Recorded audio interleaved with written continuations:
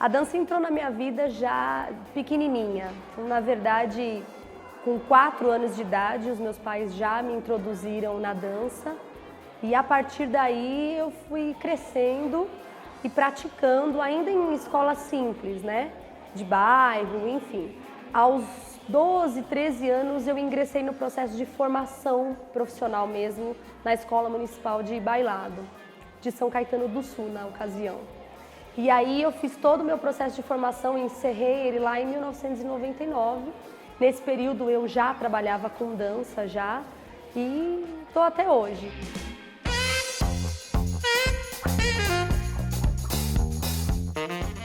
Eu decidi entrar no curso de fisioterapia e ser uma fisioterapeuta a partir da dança também. Na verdade, eu costumo dizer que a dança me levou à fisioterapia, que depois, com o tempo, me devolveu para a dança. Então, embora não pareça, as duas profissões para mim são muito parecidas. E eu decidi entrar nesse curso quando eu já estava no final, no último ano de formação do balé clássico, preocupada mesmo com em evitar os quadros de lesões ou trabalhar a prevenção de grupos de bailarinos. Isso foi o que me levou a pensar na fisioterapia como uma profissão. E aí, quando chegou no final do curso de fisioterapia, eu me incomodava demais com a rotina da clínica de reabilitação, especialmente em neurologia, porque é uma rotina cansativa, é uma rotina pesada, né? O objetivo de um deficiente é a longo prazo, de levantar uma cabeça, ou de conseguir um movimento, é muito longo o processo. Eu começo ele quando criança para conseguir ficar em pé, se eu ficar em pé quando adulto. Então isso é muito exaustivo para a família, para o próprio paciente. E aí a dança me ajudou muito nesse momento. Foi quando eu tive a ideia de, por que não trazer a dança para a clínica e tornar essa rotina um pouco mais leve? Porque já que eu tenho que ir, que seja pelo meu prazer, né? E dança tem essa coisa do lúdico e do prazer muito forte, né? Trabalhar com música é muito bom.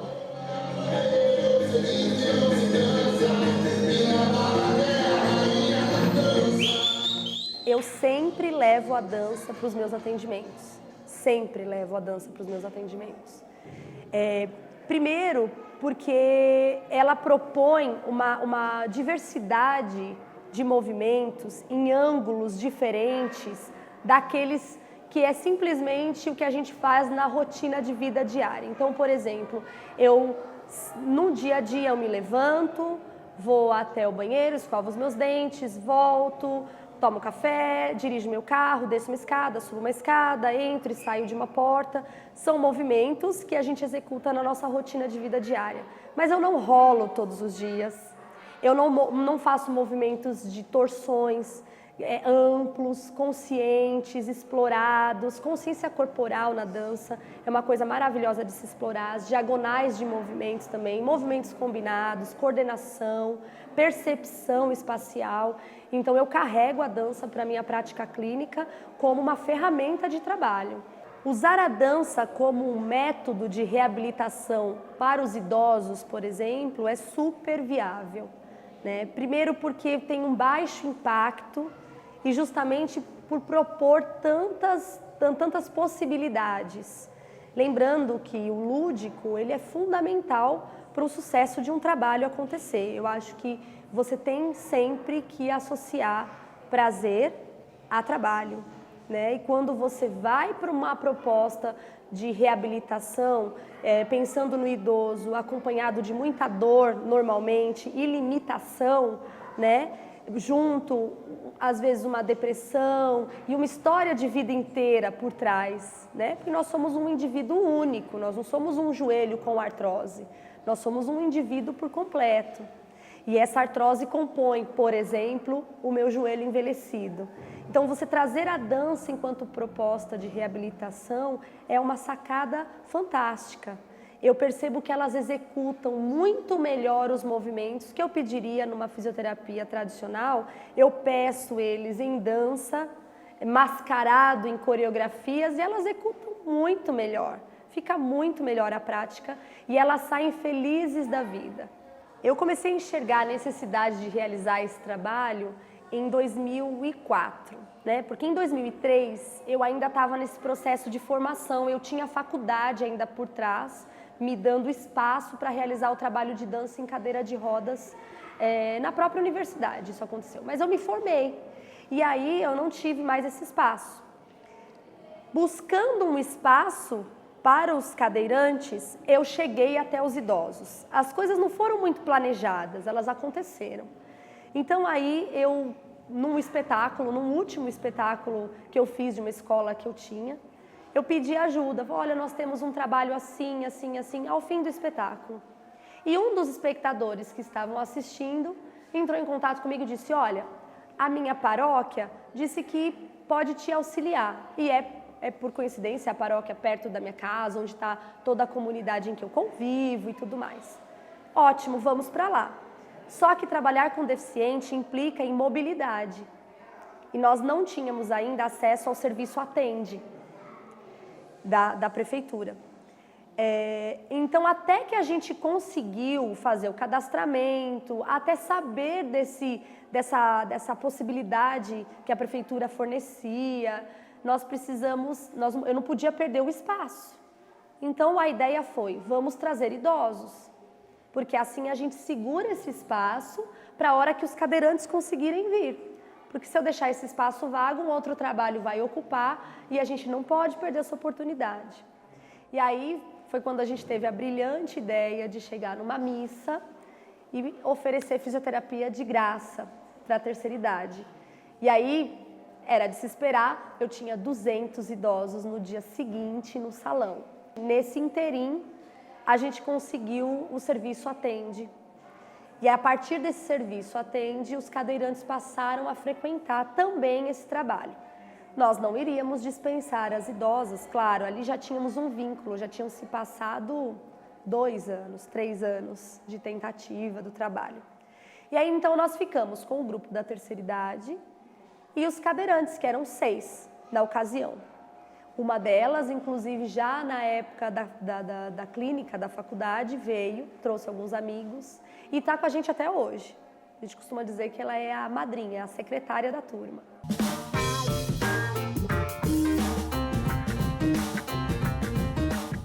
A partir disso, o que acontece? O tempo passou e as pessoas que simpatizavam com o trabalho começaram a se aproximar. Então, amigos que eu já tinha, alunos antigos, falavam, Cíntia, vamos fazer um grupo nosso também, a gente também quer dançar junto. E aí foi crescendo. E aí aquele espaço começou a ficar pequeno, porque nós tínhamos poucas horas, né, cedidas pela igreja.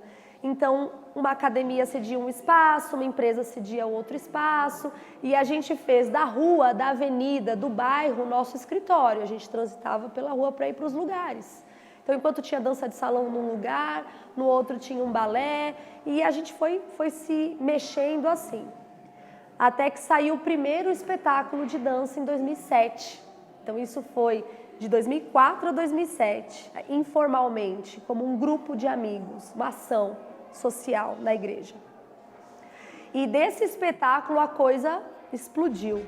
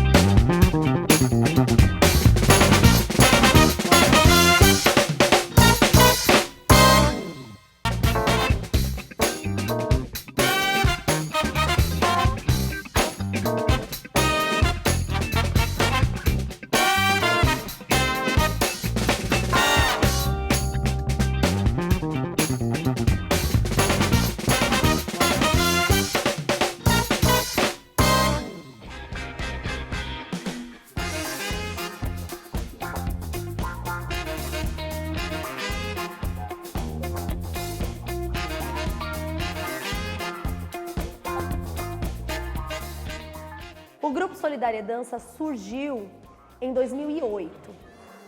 Em 2007, um ano antes, nós fizemos o primeiro espetáculo de dança com um grupo ainda informal. Esse espetáculo de dança tinha cerca de 64 pessoas dançando. Os cadeirantes seria a primeira vez que eles pisariam no teatro enquanto espectadores, não como espectadores, mas como agentes ativos do espetáculo. Então a ansiedade era enorme. Iniciamos o espetáculo, mas para nossa surpresa, o teatro apagou no meio do evento.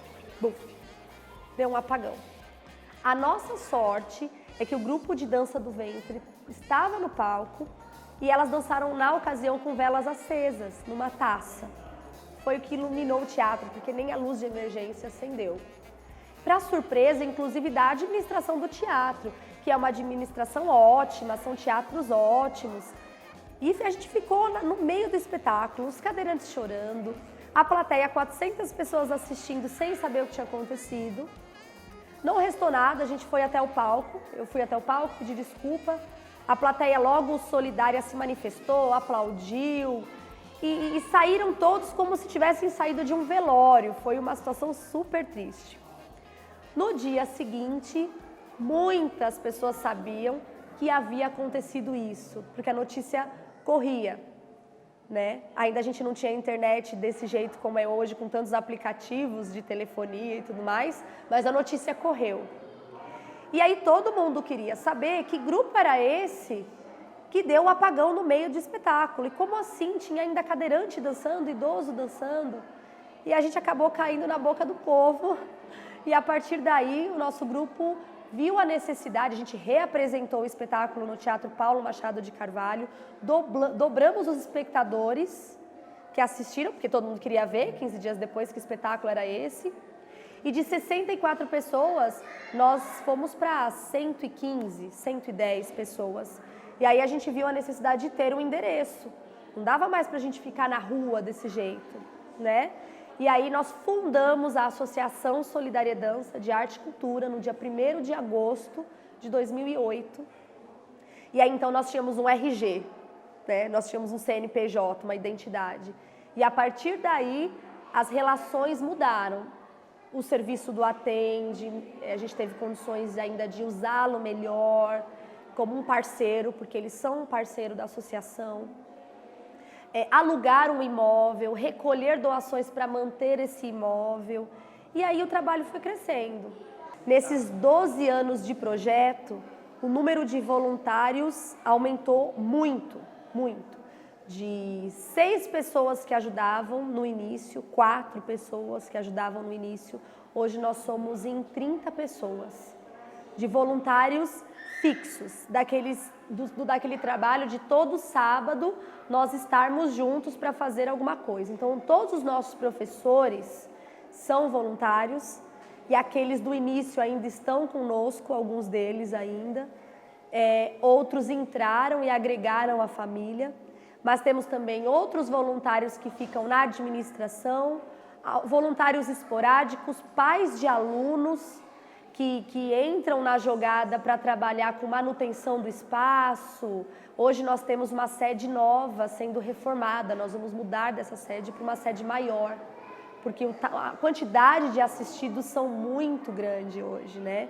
Então nós tínhamos no início 64 pessoas, quando fundamos 100, 110 pessoas, hoje nós chegamos a quase 400 pessoas. Esse crescimento, ele se dá especialmente pelas doações, mas também ele aconteceu graças à aprovação de projetos.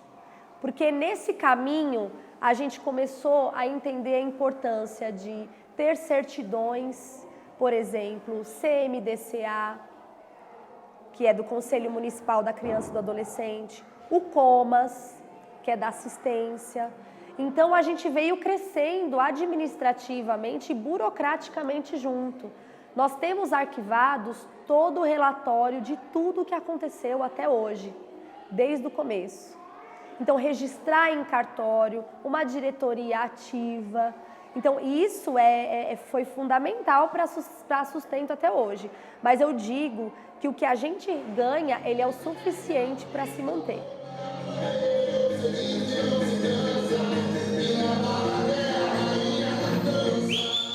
E uma outra coisa que ajuda muito a manter o trabalho da associação são os espetáculos, porque deles saem a venda dos ingressos, que serve como um fundo de caixa, para que a gente possa sobreviver durante o ano subsequente. Mesmo com as doações, às vezes o mês é insuficiente para o pagamento de contas, né? Porque as contas aumentaram também.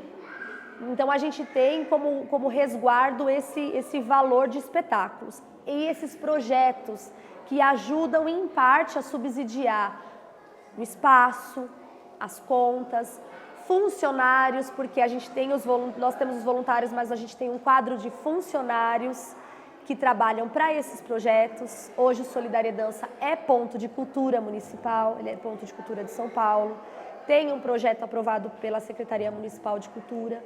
Aprovamos 2 projetos pelo FUNCAD, então a gente inicia no segundo semestre um projeto que vai falar sobre bullying e vai trabalhar com toda a rede escolar no torno. Então a gente trabalha muito com as políticas públicas, porque senão é inviável. As atividades que o Solidariedade oferece hoje, além da dança em cadeira de rodas e da dança para os idosos, que é o carro-chefe da associação, ela tem um trabalho muito forte no balé clássico. Nós temos hoje 9 turmas de balé clássico. Eu diria que é o grande responsável pelo sustento também da ideia, né, que vão de turmas desde 2 anos de idade até turmas de adultos e os próprios idosos que hoje trabalham com o balé clássico também. A gente tem um grupo de idosos já voltado exclusivamente para o balé clássico.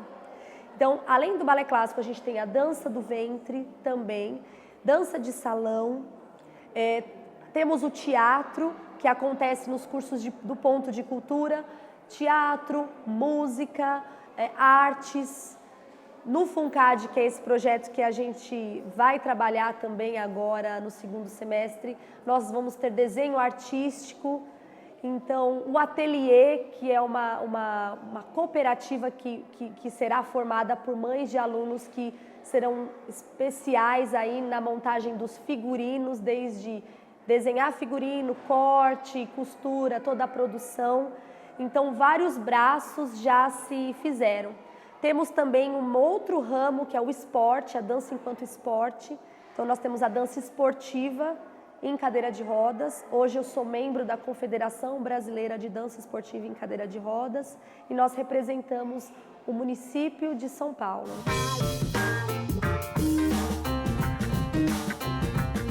As idades que o Solidariedade trabalha são idades variadas. A gente tem cadeirantes, crianças cadeirantes com ou sem deficiência, que elas vão de 2, 3 anos, os mais jovens, e a gente costuma dizer que não tem limite. Enquanto você tiver vontade, força, saúde, você pode vir. Então, digamos que a nossa matriarca deve ter em torno de 80, alguma coisa assim. As aulas de dança, elas compõem o atendimento de fisioterapia. Ela não substitui. A fisioterapia é fundamental no processo de reabilitação e as técnicas são fundamentais para que esses pacientes se desenvolvam. A proposta da dança não é de substituir. Ela é eficiente, mas ela sozinha não reabilita. Né? Não temos nem estudos ainda que comprovem cientificamente a eficácia da dança enquanto método. Ainda é uma coisa que a gente pratica e que a gente observa, cataloga, mensura qualitativamente, mas ainda temos dificuldade em mensurar quantitativamente. Então eu entendo que a reabilitação é uma importância enorme na vida do ser humano, porque se você não usou a reabilitação enquanto curativa, você precisa dela enquanto preventiva. E lembro também que ninguém aqui está imune de se tornar deficiente ou de precisar de se reabilitar em algum momento. Então a fisioterapia é fundamental. Dentro de tudo que ela oferece, e ela oferece muita coisa boa, muita coisa importante, muitas técnicas diversas, eu incluo a dança como parte dessa arma na luta da reabilitação ou da prevenção. Então, sozinha a dança não reabilita, mas ela é uma parceira enorme nesse processo. especialmente na autoestima. Eu acho que a questão do lúdico. É muito fácil você trabalhar com o lúdico para criança. Se eu vou reabilitar uma criança, eu posso inventar histórias, né, criar situações, trazer o lúdico para a minha clínica.